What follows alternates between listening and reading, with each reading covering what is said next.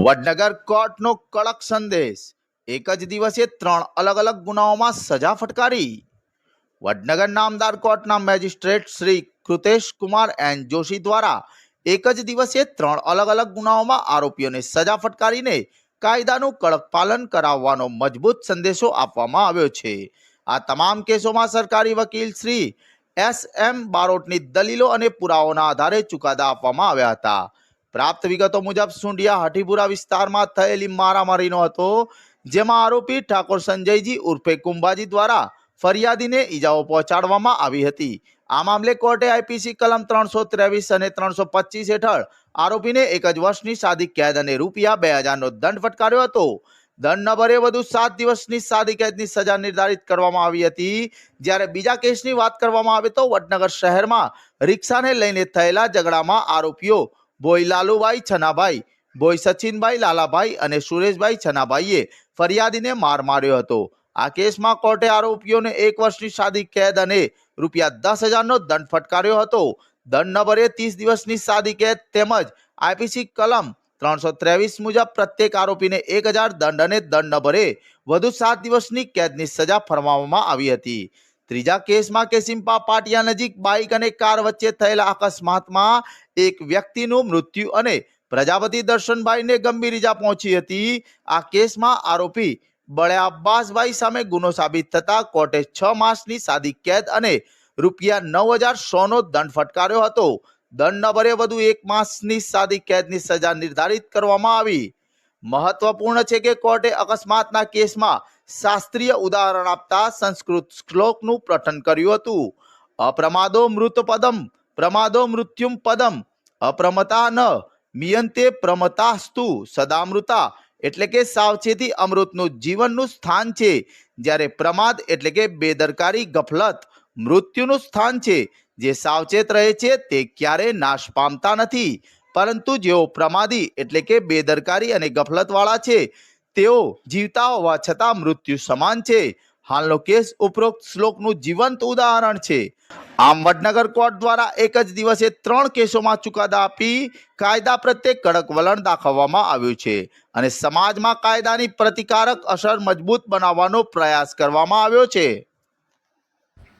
हूँ सरकारी वकील एस.एम. बारोट वडनगर आज रोज नामदार कोर्ट वडनगर ना judicial magistrate Krutesh Kumar N જોશીએ 3 અલગ અલગ ગુનાઓમાં સજાઓ ફટકારેલ છે, જેમાં સુંઢિયા હઠીપુરા ગામે મારામારીના ગુનામાં ફરિયાદીને આરોપીએ નાકે ડૂચો ભરી ઈજા પહોંચાડે તેમજ ગળદાપાટુનો માર મારે।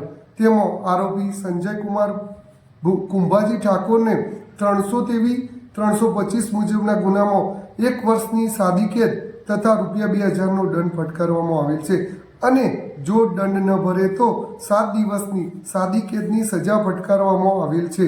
એ જ રીતે બીજા એક ગુનામાં વડનગર શહેરમાં ફરિયાદીના ઘર આગળ મૂકેલ રિક્ષાના લેવા બાબતે આરોપીઓ બોઈ લાલુભાઈ છનાભાઈ, બોઈ સચિનભાઈ લાલાભાઈ અને બોઈ સુરેશભાઈ છનાભાઈએ ફરિયાદીને ધારિયા તેમજ ધોકા વડે અને ગળદાપાટુનો માર મારેલો જેનો કેસ નામદાર કોર્ટમાં ચાલી જતા આરોપીઓને 1 વર્ષની સાદી કેદ તેમજ રૂપિયા 10,000 નો દંડ ફટકારવામાં આવેલ છે અને જો દંડ ના ભરે તો 30 દિવસની વધુ સાદી કેદની સજાનો હુકમ કરવામાં આવેલ છે અને કલમ 323 મુજબના ગુનામાં પ્રત્યેક આરોપીને 1,000 રૂપિયા દંડ તથા 7 દિવસની સાદી કેદની સજાનો ફટકારેલ છે।